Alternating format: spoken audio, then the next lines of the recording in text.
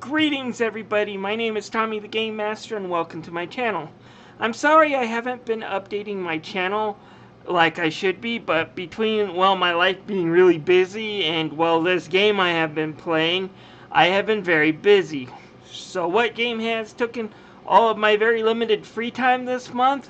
Well, it's Final Fantasy XII, the Zodiac Age, which is kind of the HD version of the Japanese special editions, which Square Enix has been releasing over here in the West the last couple of years. Now, Final Fantasy XII has always been a hard one for me to actually say where my stance is, because I don't even know if I really enjoyed it or not. Now, I played it back in the day, and I played through it once. But you see, when it came out, I was one of the unlucky few to have the controller bug, and I had it in both of the controllers I had for my PS2, so it took a few weeks for me to swap them out with the family members' controllers, and then by that time I already had the Nintendo Wii, which was released, and I was absorbed into Zelda Twilight Princess and a whole bunch of console games that I purchased. So it was months before I really came back to 12, and then I actually got a real part-time job, and that has kept me pretty busy. So when I did finally beat it, it was like a year later, and it was hard for me to really make heads or tails of the story because of all these delays. It just kind of seemed disjointed for me. That said, I played it for over 120 hours and remember writing a review for it saying that it wasn't really a bad game, but it did need a New Game Plus mode plus a theater mode for those who actually want to keep up with the story. So now that I've gotten a hold of another version and actually sat down and played it through as much as possible, as quickly as possible, what do I think of it? Well, I would say this is probably one of the better post-10 Final Fantasy games, but it's not perfect. There are things that 12 stumbles on big time, and when it falls, oh boy does it fall hard. Let's dive in. Since this is an HD remastered, it's time to start with the graphics. While you can complain that Square Enix doesn't know that putting a mobile version of a Super Nintendo game onto Steam with an eye-bleeding filter is a bad idea, they do know how to upgrade their PS2 games to look almost as nice, if not newer, than when they came out. No exception here. I don't have the original run right now to really compare this to, but I can say this: the frame rate is smooth, the color is absolutely gorgeous, and when you see all the environments that are around the land of Evilise, and just how much the world looks like it's alive, and just the really great color palette that helps it good all together, and the character models that don't look at all jaggy, it just comes out looking really good. There's some elements that are dated. My biggest complaint is that the character models have this really dead look in their eyes. They don't look jaggy, but whenever there's a close-up to their eyes, you can kind of see that they have this really dead look into them. And also, when you get HD upgrades, it's obviously easy to nitpick and see new flaws. Like in this scene here where Penelo is obviously supposed to be talking to Van, but she's not really even looking at them. Hey Penelo, make eye contact. I hear from people all the time that it's rude when you just talk at them and you don't look at them. Stuff like that happens all the time, but still, with all the really good up touches and just the really great designs, it looks great. There are some dated stuff in it. Obviously, it's still a PS2 game, but graphically, this game looks really great. Okay, folks, I'm going to go on a rant a bit on this one. The story is easily the most ambitious of the Final Fantasy storylines, and they do a really good job of telling a complicated yarn. I said complicated, not convoluted. Get out of here! And yeah, I do mean that. It opens up basically telling us the complicated history of the small kingdom of Dalmasca. Basically, the story opens up that a very large empire to the north called Arcadia is trying to expand its borders and invading neighboring kingdoms to the south. So the king of Dalmasca weds his daughter to the prince of another small kingdom, hoping that it will grow their forces enough so that the empire doesn't mess with either one of them. And she's okay with this because she's actually in love with the guy. However, before the two even get to enjoy their honeymoon, Arcadia comes knocking at Dalmasca's front door.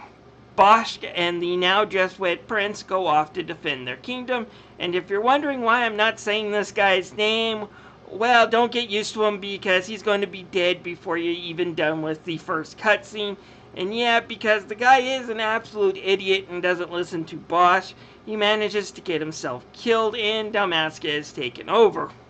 On the way to signing the surrender treaty, the same knights that found themselves trapped before managed to make it an escape and back to the kingdom, only to find out that the king is actually walking into an assassination trap, so they go out and try to siege the enemy's base to prevent this happening.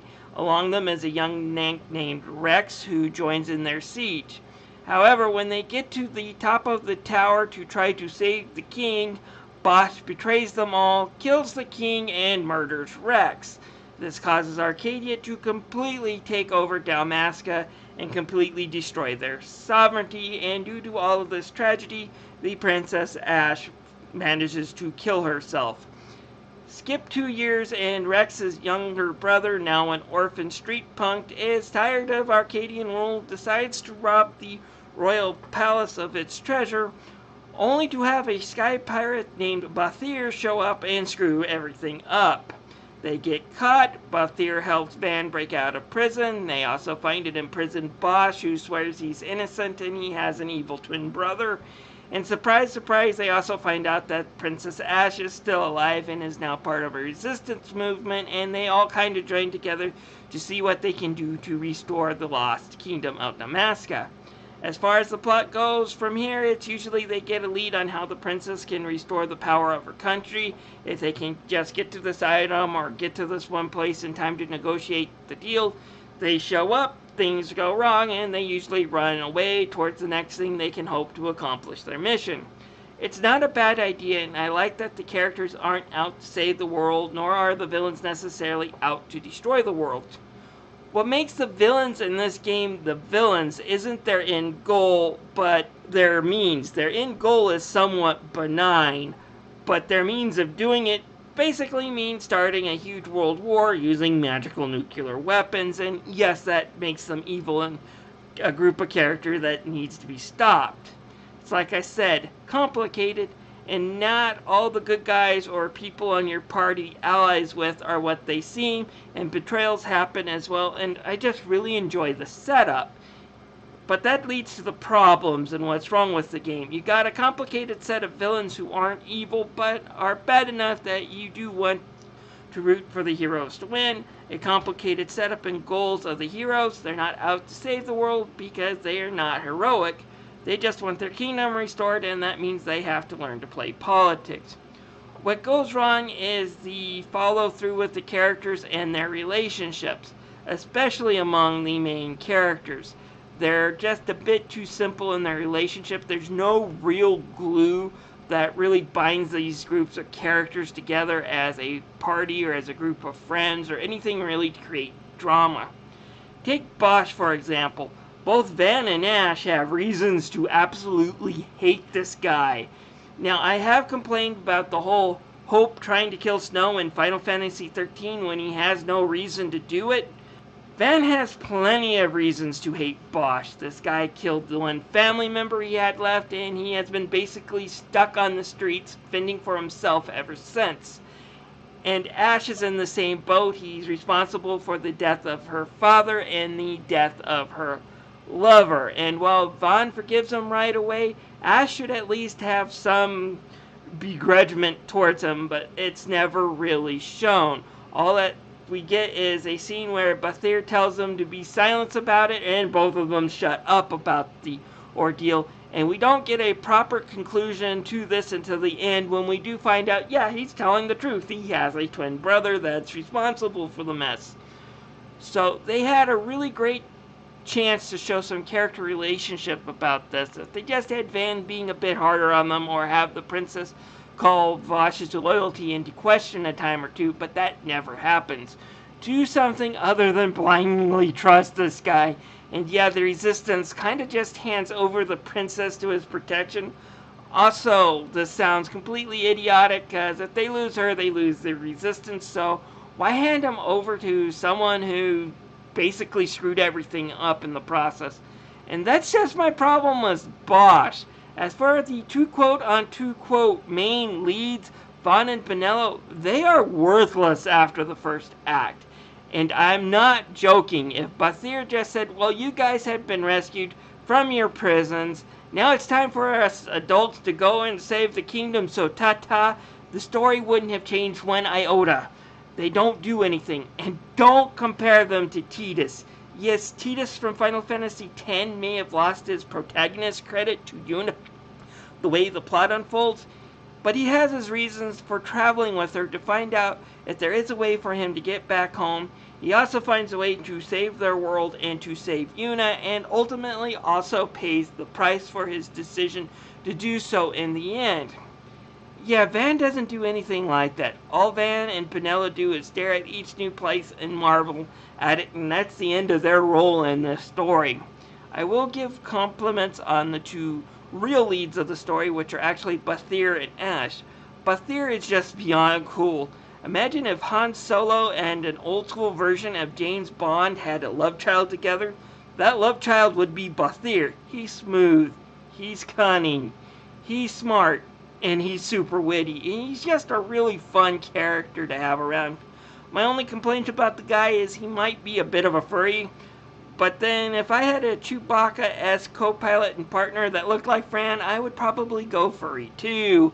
And finally, Ash, who we do see the most development from. Starting out as an angry and hopeless character, Ash is confronted with numerous moral questions along her journey. Areas where she could take an easy route to get her goals, but it might cost her more down the line. And see, if she gives in to all this, oftentimes it means the death of hundreds of thousands of innocent people to die too, if she wants to take the simple route to her goals, and she never gives in to that temptation. And there are tons of other characters you meet along the way. Larsa, who's the main villain's younger brother, who looks up to him but disagrees with his methods and joins the party a time or two to help out, as well as the sky pirate Redis, who has a personal vendetta against Dr. Sid. In the end, I would be lying if I said I didn't enjoy the story, but there are too many times when they had a perfect setup for something huge, and they never really follow through with it. It's the most intelligently written and thought-provoking of the Final Fantasy games, but in the end it comes off as kind of just there in the process. It gets an A for effort, but only a B- in execution, unfortunately. Okay, so on the gameplay side of this game, while the story and the characters may not always follow through, Square Enix did a bang-up job in creating the world. One of the criticisms I heard about Final Fantasy XV was that its overworld is empty and not very lively, and to a certain degree compared to Final Fantasy XII, that's right. Don't get me wrong, 15 is bigger and better connected. You're always driving a car, and they hide load points on that game way better. But 12 has a world that feels like it's lived in, and there's something to do every step of the way. Yeah, you have gate crystals you can use to teleport, and while they are somewhat expensive to get, you're never short on them either. But I never found myself really using them. It was just so much more fun to explore this world and just see the sights and the things you bump into on the road. And that is something that having a great narrative just can't get you. Saying exploring the areas and questing in Evilus is addictive is an understatement. Even after I beat this game, I went to do a hunt or two and wound up losing an entire afternoon just tromping through the hillsides of this fantasy kingdom. It was really fun. So let's talk about the combat system. I remember this being frustrating the first time through. The great thing about being able to listen to the tutorials again and having time to practice is the battle system is fun when you take the time to learn how to use it. However, much like Kingdom Hearts Chain of Memories, the battle system does have a steep learning curve to it. And also, like Kingdom Hearts Chain of Memories, some of the tutorials seem there to be there just to try to confuse you than actually help you learn it, unfortunately. But basically, here's how it works. On the outset, this looks like your typical action RPG, but there's no button mashing here. Basically, you have an option to attack or just use whatever technique your character has. Attacking, however, takes a little while. Typical to old school Final Fantasies, you have to wait for the bar to fill up to do an attack. You can control your entire party's action by pressing the B button to pull up a screen, so the whole party to a certain degree is in your direct control. However, if it seems exhausting in real time to tell what party member to do what attack, where, and get the best timing out of it, then you can set up gambits. Now, this is what threw me off the first time through. However, actually learning how to use them this time made the game a whole lot easier. You can buy these at places called gambit shops, but basically they let you control the game's AI. What level of damage do you want your mages to start chanting cure spells to you? Do you want it protect on all the time? What about Libra, which is a very handy technique for detecting traps? Set these suckers up and you never have to worry without going outside without a protect spell again or without the Libra spell being cast. And it's pretty simple to set up. Pick a condition and pick a spell, and pick an order, and then turn it on and off as you please. The more you fill up your license board, the more gamuts you can unlock, and yes, while these are optional and you can, if you want, go full control freak and control each of your party's battle moves manually, I do have this to say. This game probably takes anywhere between 60 on the low side to 90 hours of game time. It's a marathon and not a sprint, and if you try to play the game like you would manually, you're going to get burned out pretty quickly, so you better set up some pretty basic gambits at least. Anyway, another thing the game has that I want to talk about is the license board, and they changed it quite a bit since the PlayStation 2 version, and the changes are for the most part improvements, but I do have some gripes with it. Basically, as you go around Evilise and kill monsters, you will usually get at least 1 license points. What do these do? Well, they help you fill out your license board. You will need to fill these out in order to equip weapons and abilities to your characters. For example, just because you picked up a good sword doesn't mean you can just equip it. Your character has to unlock the license. The change here is rather than just having one behemoth of a board to fill up like the PS2 version, each character now equips 2 smaller license boards to go with a predetermined class. I like this idea for the most part. It's easier now to set up the party that I want, and now what path to travel down with each character to get some satisfactory results. And because of this, I was able to trim my play time down by about 40 hours to complete the game. It also let me keep up with the events without grinding, and each person can have 2 of these license boards equipped, and you can't change after they're done, so choose wisely. So what are my complaints about the changes? Well, it does speed the game up and make outfitting my characters so much more easier. At the same time, it's a bit too easy with only 2 boards per character. If you go out and do the hunts and even a few of the side missions, chances are your board's going to fill up pretty quickly.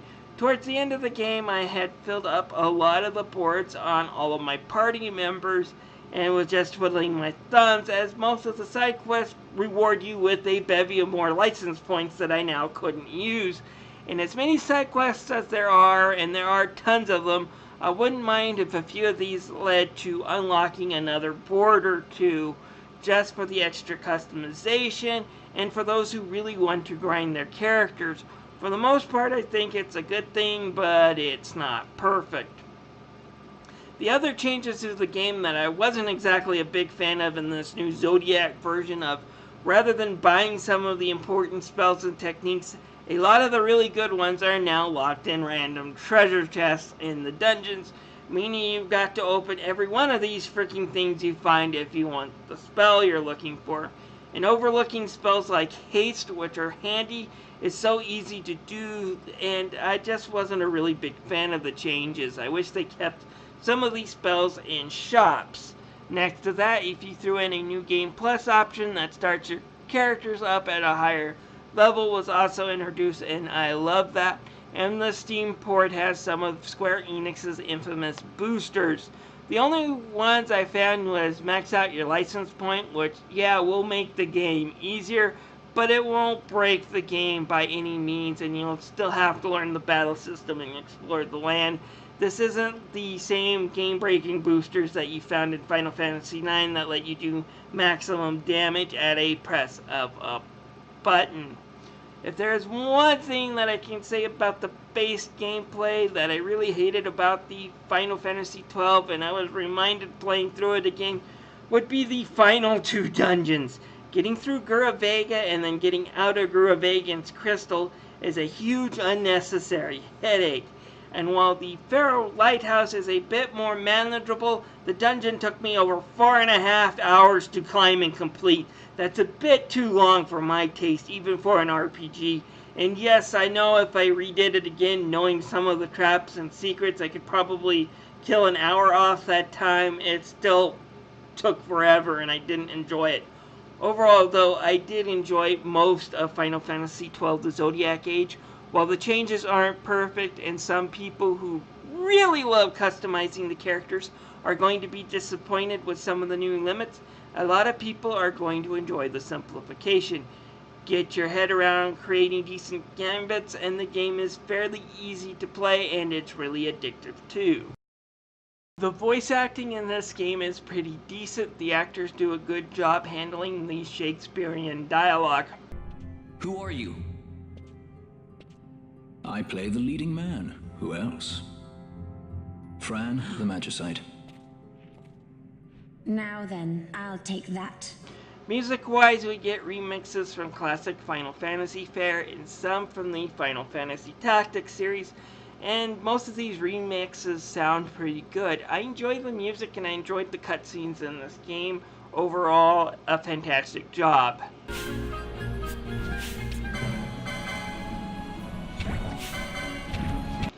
Now, my final recommendation, this is probably the most fun I've had with a JRPG in a while.